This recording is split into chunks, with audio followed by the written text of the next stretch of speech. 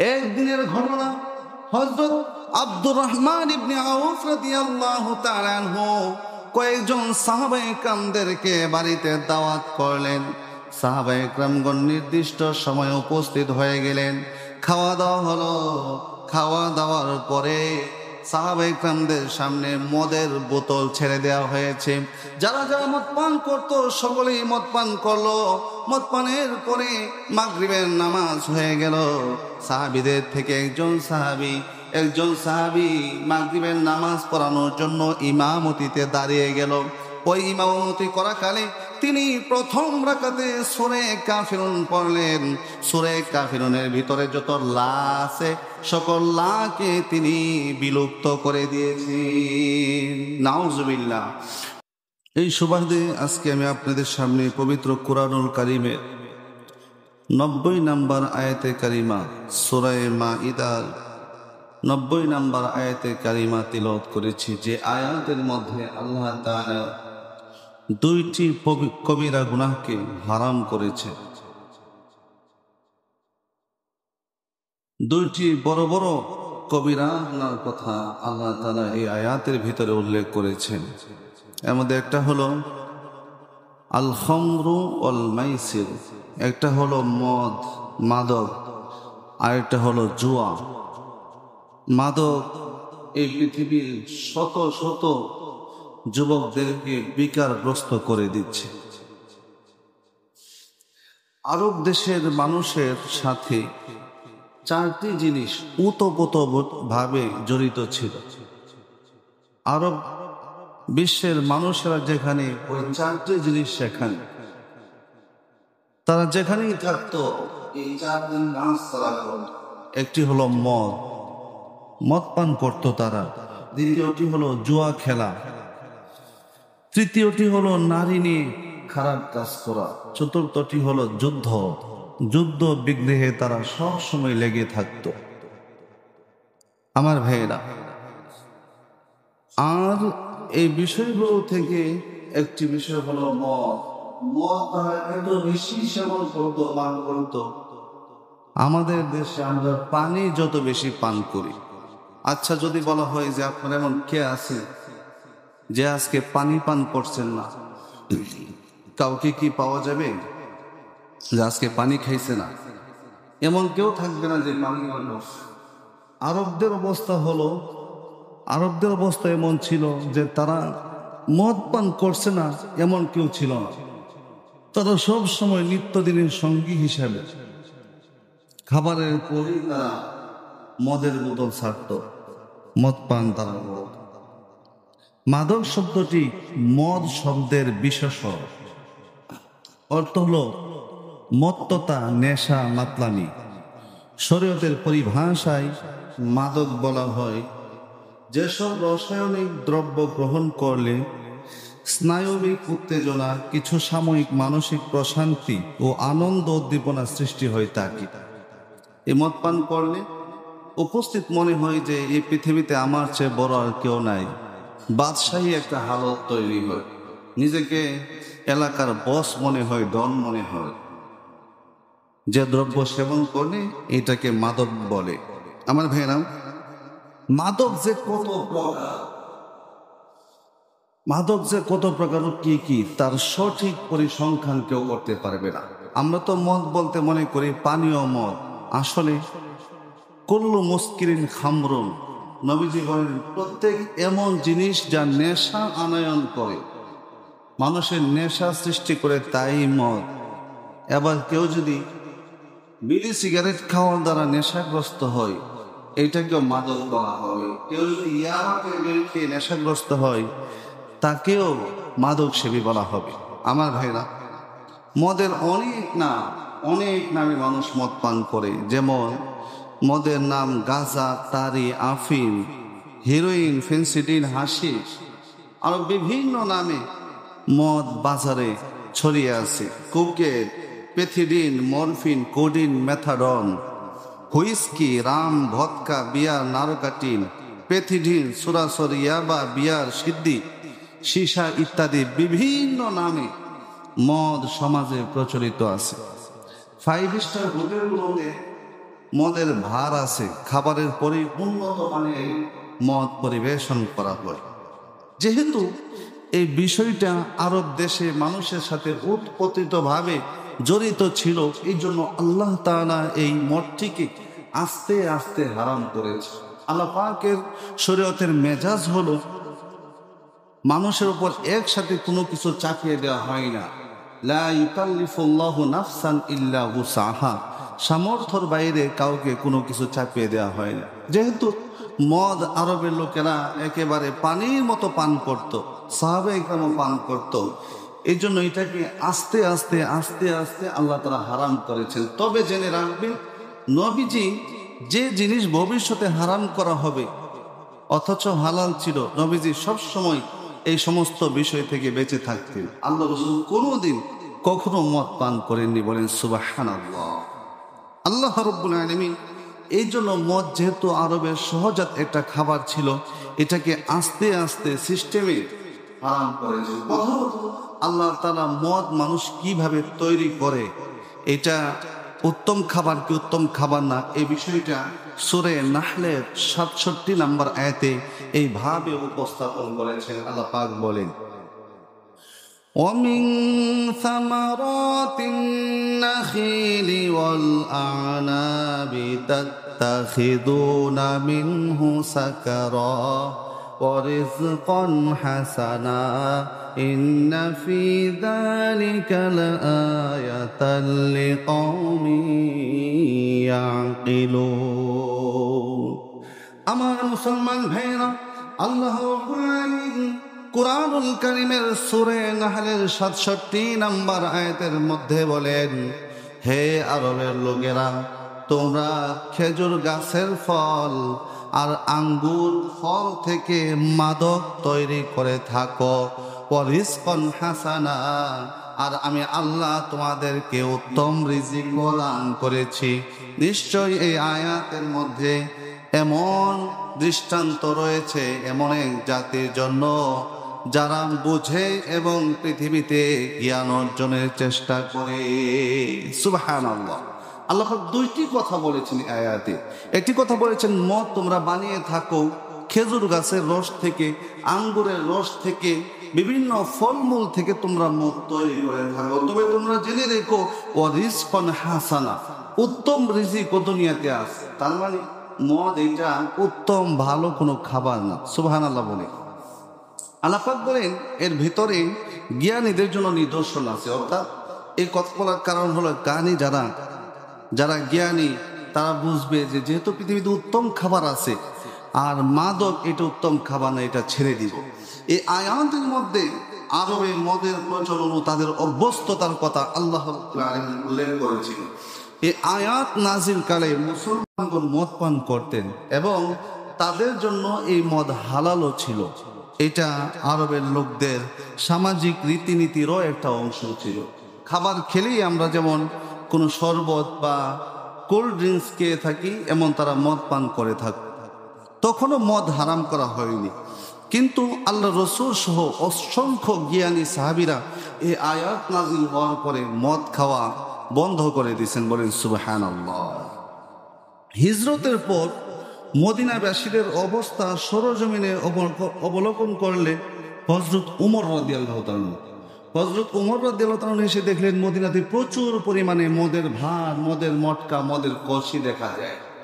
তিনি হযরত মুআবিয়া রাদিয়াল্লাহু তাআলা এবং হযরত মুআজ ইবনে জাবাল রাদিয়াল্লাহু তাআলাকে সাথে নিয়ে আল্লাহ রসুলের দরবারে গেলেন। বলেন, ইয়া রাসূলুল্লাহ, মদ মানুষকে শেষ করে দিচ্ছে, ধ্বংস করে দিচ্ছে যুব সমাজ। আপনি মদের ব্যাপারে আমাদেরকে কোনো নির্দেশনা প্রদান করুন। আফতিনা ফিল খামর, মদের ব্যাপারে আপনি ফতোয়া প্রদান করুন। এবার দ্বিতীয় আয়াত সূরা বাকারার 219 নম্বর আয়াত আল্লাহ রাব্বুল আলামিন এইভাবে নাজিল করলেন, ইয়াসআলুনাকা আনিল খামরি ওয়াল মাইসিরি কুল ফীহিমা ইসমুন কাবীরুন ওয়া মানাফিউ লিন-নাস ওয়া ইসমুহুমা আকবারু মিন নাফইহিমা।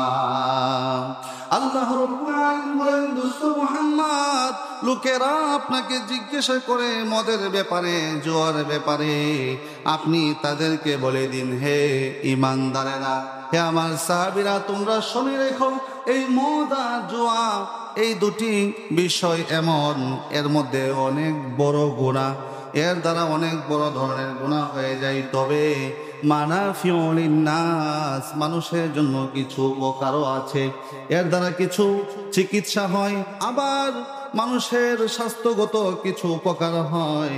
তবে ওই ইসমুহুমা আকবারু মিন নাফইহিমা, এর অপরাধ, এর অপকারিতা উপকারিতার চেয়েও বেশি। ইসমটা বেশি, এর অপকারিতা, এর গুনাহ ক্ষতিটা আপনার উপকারিতার চেয়ে বেশি। আমার ভাইরা, এই আয়াতে মদের উপকারিতার সাথে সাথে আল্লাহ এর ক্ষতি কি, এর অপকারিতা কি, সেটাও তিনি উল্লেখ করে দিয়েছেন এবং বলে দিয়েছেন যে উপকারিতার চেয়ে অপকারিতাই বেশি। সে বিষয়টি আল্লাহ তাআলা স্পষ্ট করে দিয়েছেন এই আয়াতের ভিতরে। এই আয়াতে মদ পানকে পরিষ্কার ভাষায় হারাম করা হয়নি, হারাম করা না হলেও পরামর্শ দেওয়া হয়েছে যে মদে অপকারিতা বেশি, ক্ষতি বেশি, আর উপকার কম, ফায়দা কম। এই বিষয়টি এখানে উল্লেখ করা হয়েছে। আমার ভাইরা, একদিনের ঘটনা, হযরত আব্দুর রহমান ইবনে আউফ রাদিয়াল্লাহু তাআলা আনহু কয়েকজন সাহাবায়ে কেরামদেরকে বাড়িতে দাওয়াত করলেন। সাহাবায়ে কেরামগণ নির্দিষ্ট সময়ে উপস্থিত হয়ে গেলেন। খাওয়া দাওয়া হলো। খাওয়া দাওয়ার পরে সাহাবায়ে কেরামদের সামনে মদের বোতল ছেড়ে দেওয়া হয়েছে। যারা যারা মদ পান করতো সকলেই মদ পান করলো। মদ পানের পরে মাগরিবের নামাজ হয়ে গেল। সাহাবীদের থেকে একজন সাহাবী মাগরিবের নামাজ পড়ানোর জন্য ইমামতিতে দাঁড়িয়ে গেল। ওই ইমামতি করাকালে তিনি প্রথম রাকাতে সূরা কাফিরুন পড়লেন। সূরা কাফিরুনের ভিতরে যত লা আছে সকল লাকে তিনি বিলুপ্ত করে দিয়েছেন। নাউজুবিল্লাহ। قل يا أيها الكافرون لا أعبد ما تعبدون। আল্লাহ রাব্বুল আলামিন বলেন, হে কাফেররা, আল্লাহ তাআলা বলেন, রাসূল আপনি কাফেরদেরকে বলে দিন, হে কাফেররা, তোমরা শোনো, তোমরা যার ইবাদত করো, আমি রাসূল আর আমার সাহাবীরা তার ইবাদত করি না। আমরা ইবাদত করি একমাত্র আল্লাহ রাব্বুল আলামিনের। তিনি যখন লা বিলুপ্ত করে এভাবে পড়লেন, কুল ইয়া আইয়ুহাল কাফিরুন আ'বুদু মা তা'বুদুন, হে কাফেররা, তোমরা যার ইবাদত করো আমিও তার ইবাদত করি। লা অর্থ না, করি না বলার জায়গায় বলে ফেলছে যে আমিও তার ইবাদত করি। এই আয়াত যখন নাজিল হলো, আমার ভাইরা, এই ঘটনা যখন ঘটে গেল, সাহাবায়ে কেরাম দৌড়ায় আল্লাহ রাসূলের দরবারে গেলেন। বলেন, ইয়া রাসূলুল্লাহ, মদ পান কইরা তো এই অবস্থা, নামাজের ভিতরে গিয়া সূরা খেলাতে পেছানো শুরু করে দিয়েছে। এবার তৃতীয় আয়াত সূরা নিসা 43 নম্বর আয়াতে কারিমা আল্লাহ রাব্বুল আলামিন নাজিল করে দিয়ে বলেন, ইয়া আইয়ুহাল্লাযীনা আমানু লা তাকরাবুস সালাতা ওয়া আনতুম সুকারা। হে ঈমানদারগণ, তোমরা মদ পান করে নামাজের নিকটেও যেও না, নেশাগ্রস্ত অবস্থায় নামাজেরও কাছে তোমরা যেও না। এই আয়াত যখন নাজিল হলো, অধিকাংশ সাহাবায়ে কেরামগণ মদ পান করে দিলেন। তবে একটা কথা রয়ে গেছে যে নামাজে মদ পান করা হারাম, বা নেশাগ্রস্ত অবস্থায় মসজিদে যাওয়া হারাম, নামাজ পড়া নিষেধ, কিন্তু নামাজ ছাড়া মদ পান করা যায়। একটা বিষয় এখানে থেকে গেছে। এখন নামাজের সময় আর মদ পান করে না, নামাজের বাহিরে অন্য টাইমে কি পান করে, কেউ কেউ মদ পান করে। আরেকদিন নবীজির আরেকজন সাহাবী হযরত ইতবান ইবনে মালিক রাদিয়াল্লাহু তাআলা আনহুর বাড়িতে সাহাবায়ে কেরামদেরকে দাওয়াত করলেন।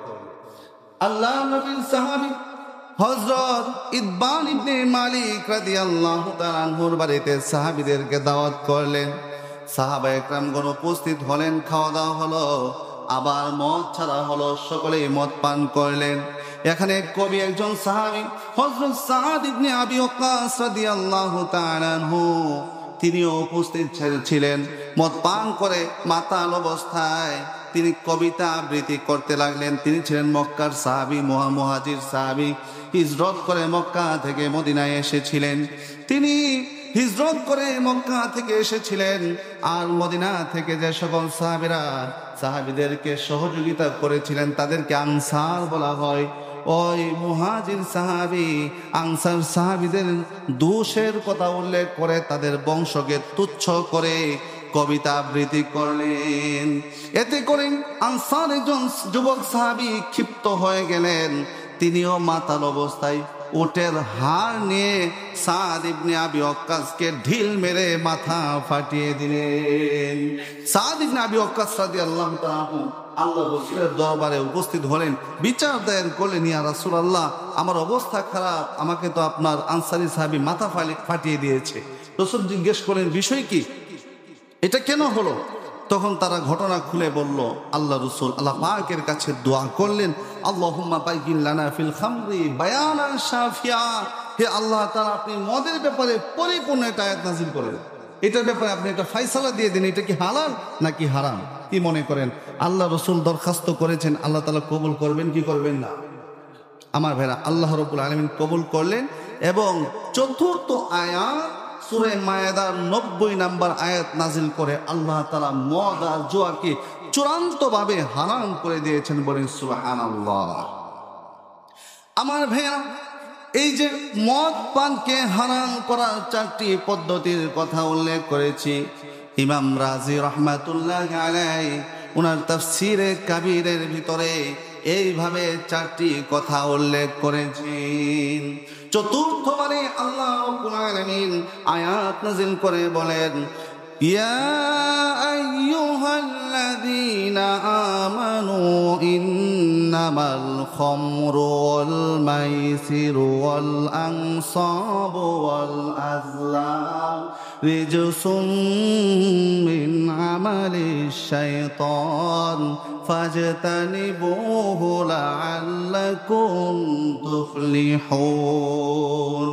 আমার মুসলমান ভাইরা, আল্লাহ রাব্বুল আলামিন বলেন, হে আমার মুমিন বান্দারা, তোমরা শোনো, নিশ্চয়ই মদ আর জুয়া ওয়াল আনসাব, ভাগ্য নির্ধারক তীর, যে তীরকে লটারির কাজে ব্যবহার করা হতো, এইগুলা অপবিত্র শয়তানের কাজ। ফান্তাহু, তোমরা বিরত হও।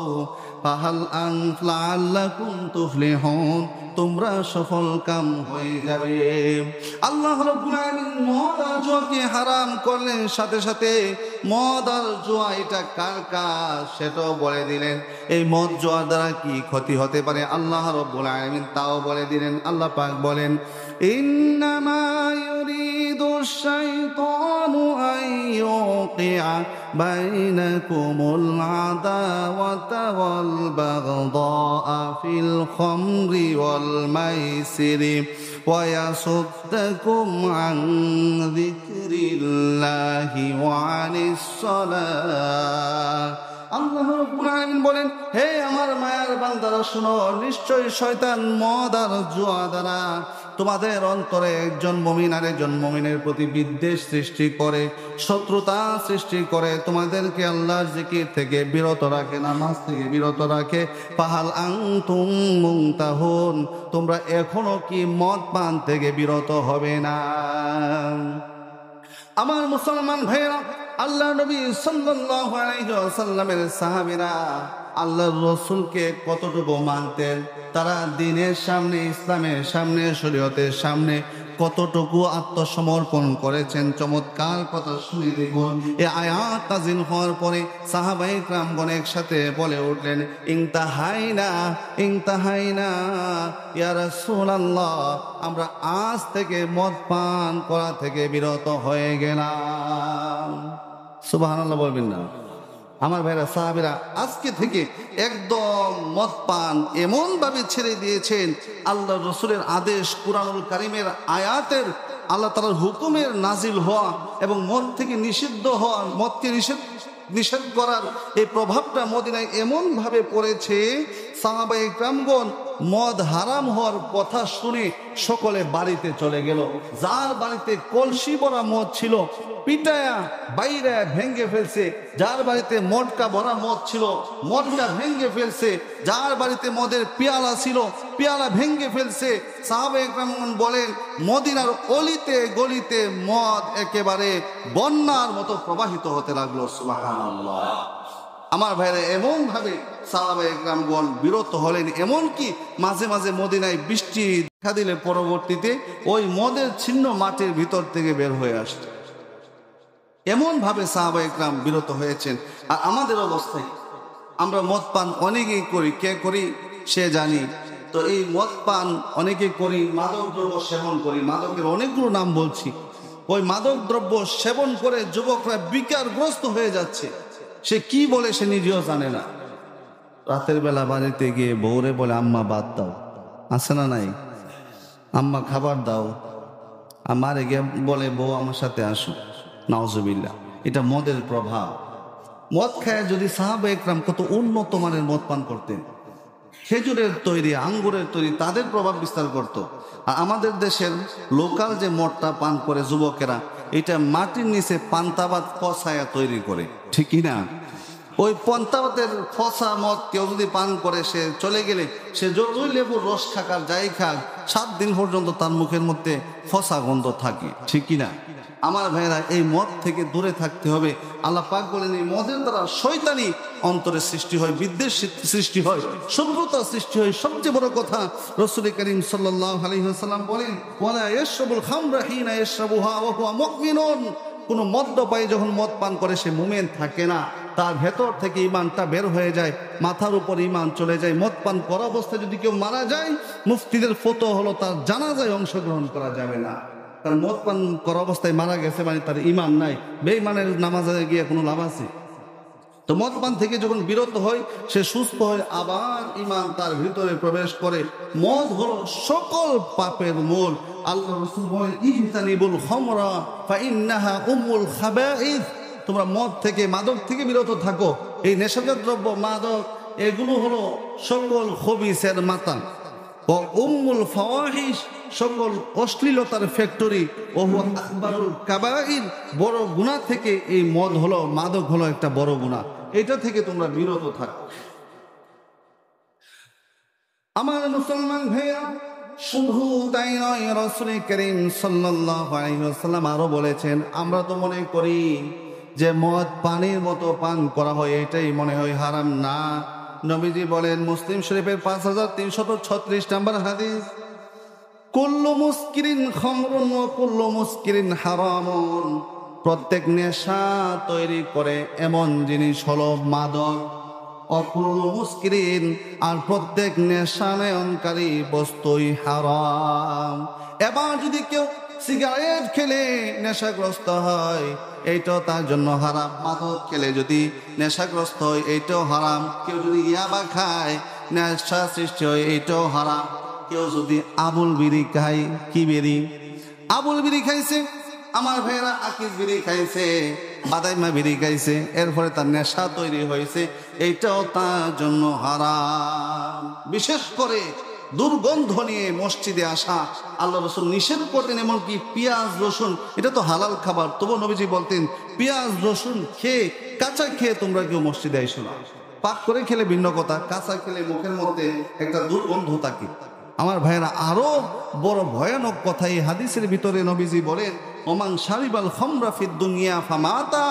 যে এই দুনিয়াতে মদ পান করেছে, মদ পান অবস্থায় মৃত্যুবরণ করেছে, ওয়ালাম ইয়াতুবহা, কিন্তু তওবা করেনি, লাম ইয়াশরাবহা ফিল আখিরাহ, আখিরাতে সে কোনো কিছু পান করতে পারবে না। আল্লাহ তাআলা জান্নাতের ভিতরে যে আমাদের জন্য উত্তম উত্তম জিনিসের পানীয় ব্যবস্থা করে রাখছেন সেগুলো খেতে পারবে না। নবীজি বলেন কুল্লু মুসকিরিন হারাম আনহা আন কুল্লি মুসকিরিন আসকার আনিস সালাহ। প্রত্যেক নেশাজাত দ্রব্য হারাম, যেগুলো তোমাদেরকে নামাজে বাধাগ্রস্ত করে ব্যাঘাত ঘটায় সেগুলো থেকে তোমাদেরকে আমি বাধা প্রদান করছি, নিষেধ করছি। মাছ কারা কাতিরু ফা কলিলু হারামুন। আর যেই জিনিসের বেশি খাইলে হারাম, এটা কম খাইলেও হারাম। যে জিনিসের বেশি পান করলে নেশা সৃষ্টি হয়, কমও হারাম। যে হুজুর 1 গ্লাস মদ পান করলে নেশা সৃষ্টি হয়, তাহলে আমি 1 চামচ খাবো। কয় চামচ? বিষ কি এক ফোঁটা খাওয়া যাবে? বিষ তো বিষই, এটা হারাম, এক ফোঁটাও খাওয়া যাবে না। প্রস্রাব কি এক ফোঁটা খাওয়া যাবে? কি বলেন, খাওয়া যাবে? তো মদ এমন হারাম, নাজাসতে গলে যা, এটা কাপড়ে লাগলে কাপড় নাপাক হয়ে যায়, এটাও খাওয়া যাবে না, এটা থেকে বিরত থাকতে হবে।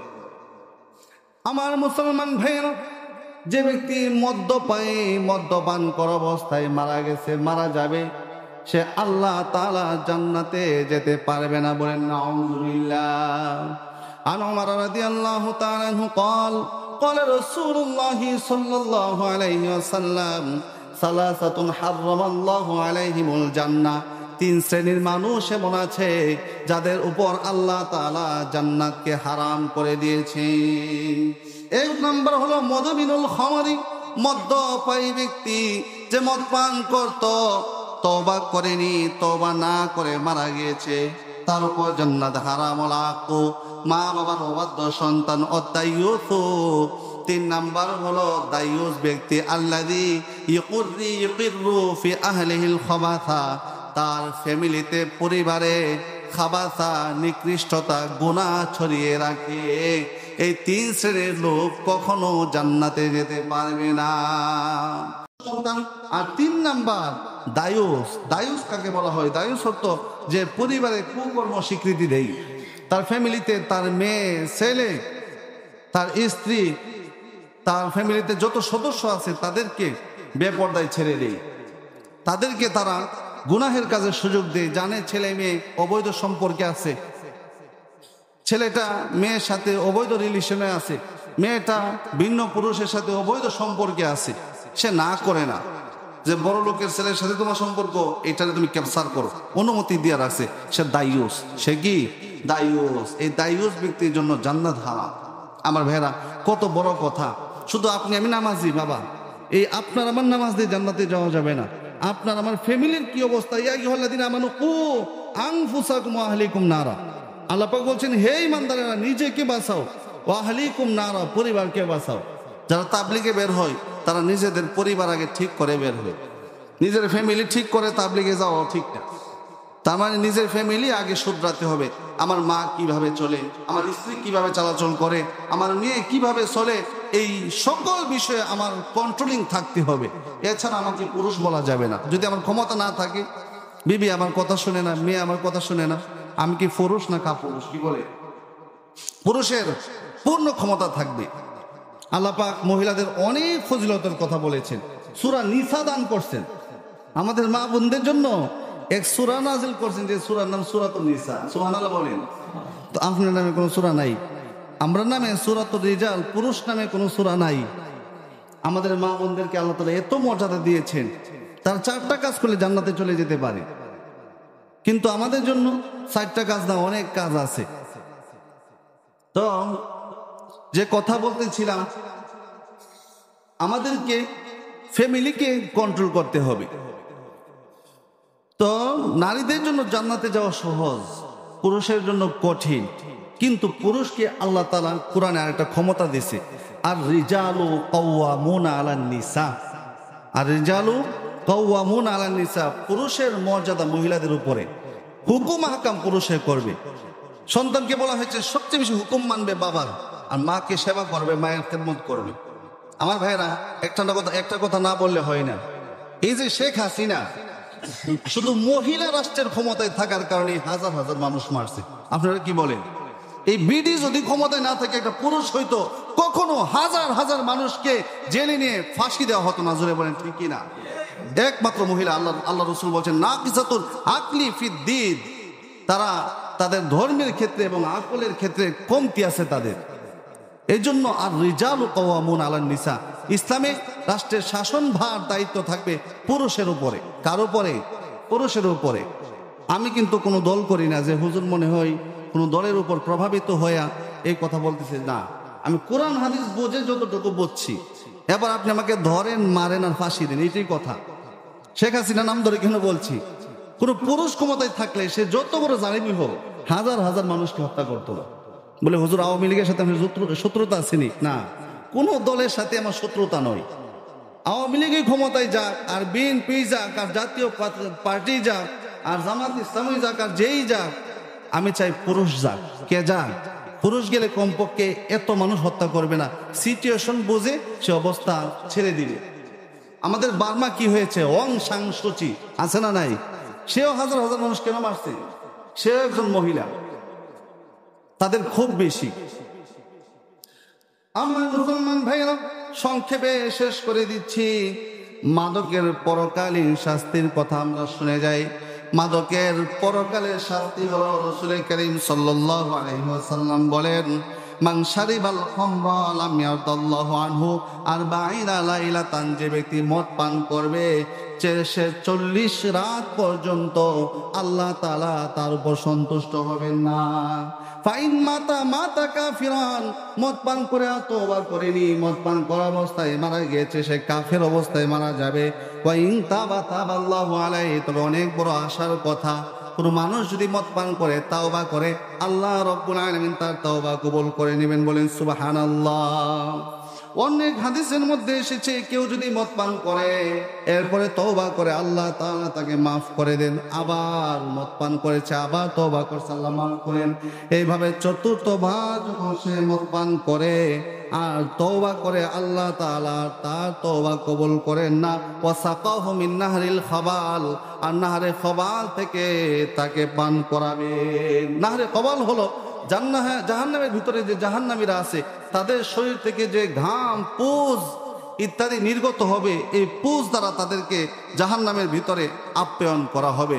রাসূল করিম সাল্লাল্লাহু আলাইহি ওয়াসাল্লাম বলেন যে আল্লাহ পাকের ওয়াদা, তিনি কোনো নেশাগ্রস্ত ব্যক্তিকে তিনি কোনো নেশাগ্রস্ত ব্যক্তিকে শরাবান তোহরা খাওয়াবেন না, তাকে তিনাতুল খাবাল থেকে পান করাবেন।